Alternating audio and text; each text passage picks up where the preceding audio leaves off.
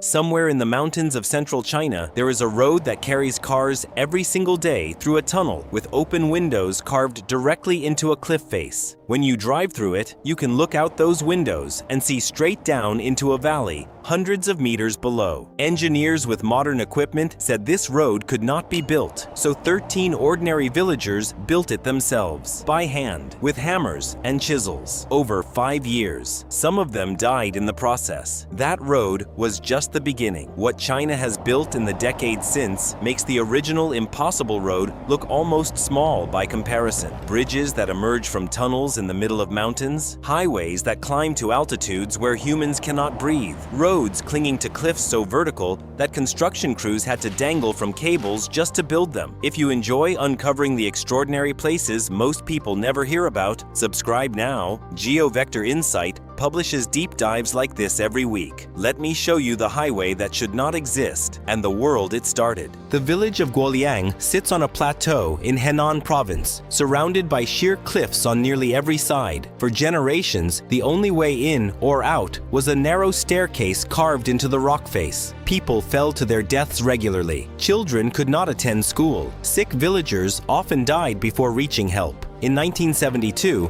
a group of 13 villagers decided they had waited long enough for the government to help them. They would build a road themselves, directly through the cliff. They had no engineering training, they had no heavy machinery, they had no funding. What they had was hammers, chisels, dynamite, and the determination to finish what they started or die trying. For 5 years, they worked in shifts around the clock, chipping away at solid rock. When the mountain fought back with cave-ins and rockfalls, they buried their dead and kept working. When they ran out of tools, they made new ones. When outsiders said it was impossible, they carved another meter deeper. The tunnel they created stretches approximately 1,250 meters long, about 5 meters high and 4 meters wide. But what makes it extraordinary is not the length, it is the windows. Along the tunnel, roughly 30 large openings were carved directly into the cliff face. These windows let in light, they let workers dump debris, and today they let drivers look out onto a straight drop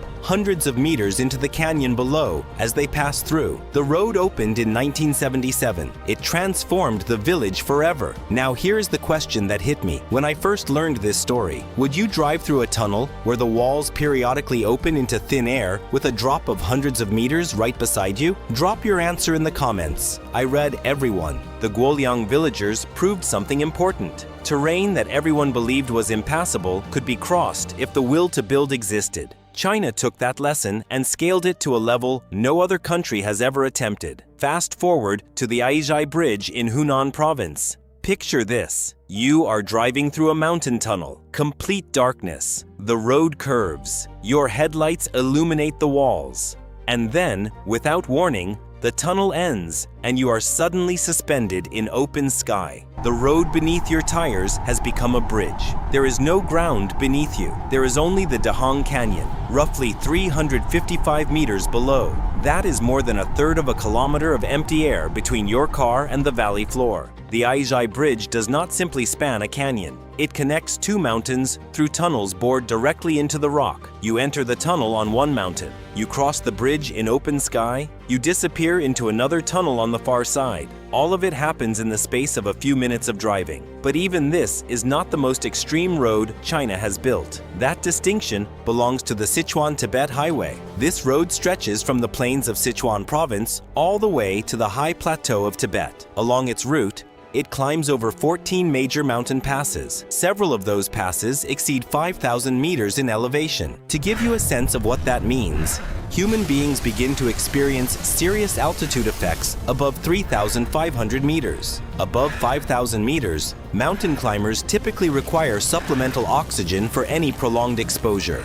Truck drivers on the Sichuan-Tibet highway cross this altitude regularly. In winter, sections of the road are covered in ice for months at a time. Landslides regularly bury entire stretches. Maintenance crews work year-round just to keep the road open at all. Some sections cling to cliff faces hundreds of meters above rivers. Other sections tunnel through mountains for so long that drivers spend nearly an hour underground before emerging back into daylight. If you are enjoying this so far, hit that subscribe button. There is more coming that you do not want to miss. Now, I want to tell you about a specific stretch of highway that pushes what should be possible further than almost anywhere else on Earth, the Duku Highway in the far western Xinjiang region. This road cuts through the Tian Shan Mountains, a range so remote that it was considered essentially impassable for centuries. For most of its history, travel across this region required weeks of dangerous horseback journeys through mountain passes that could kill an unprepared traveler in a single storm. In 1974, China began construction of a highway that would slice directly through this mountain range. The project took 9 years to complete. During construction, workers faced conditions that would have shut down almost any other construction project in the world. Temperatures dropped to -40°C in winter, freezing equipment solid and cracking steel. Avalanches killed workers with almost no warning. Rockfalls destroyed sections of road that had just been completed. Blizzards buried construction camps for weeks at a time. By the time the road was finished in 1983, over 160 workers had died building it. The road they left behind stretches over 560 kilometers through some of the most brutal terrain on Earth. Today, the Duku Highway carries traffic every year during the summer months when it is passable. Drivers describe crossing landscapes so extreme that the road appears to defy physics. Roads carved into vertical walls of rock, tunnels that emerge onto ridges with valleys plunging away on both sides, sections where the pavement seems to hang in mid-air, supported only by engineering that looks too fragile to hold the weight of a truck. For most of the year, the road is closed. Snow makes travel impossible. Landslides block entire sections. The mountains reclaim what humans built during the warm months, and every summer, crews return to reopen the passes, repair the damage, and prove once again that this road can exist even if nature would prefer otherwise. Here is what I want to know from you. Would you drive the Duku Highway if you had the chance? Or would you refuse to even try? Let me know in the comments below. Your answers genuinely shape what topics we cover next. You might be wondering why China keeps building highways through terrain that seems to defy the possibility of construction. Why not just accept that some places should remain disconnected? The answer comes down to a decision that Chinese leadership made decades ago. Every corner of the country would be connected, no matter the cost, no matter the terrain, no matter the difficulty. The result is a highway network that now exceeds 5.35 million kilometers in total length. That is enough road to circle the Earth more than 130 times. Within that network, thousands of individual roads cross terrain that most countries would have written off as impassable. But the real story is not the total kilometers. It is what these roads have done to the country. Villages that were once completely isolated now have access to hospitals within hours instead of days. Remote regions that were economically stranded now export their goods to markets thousands of kilometers away. Children in mountain communities now attend schools they could never have reached before.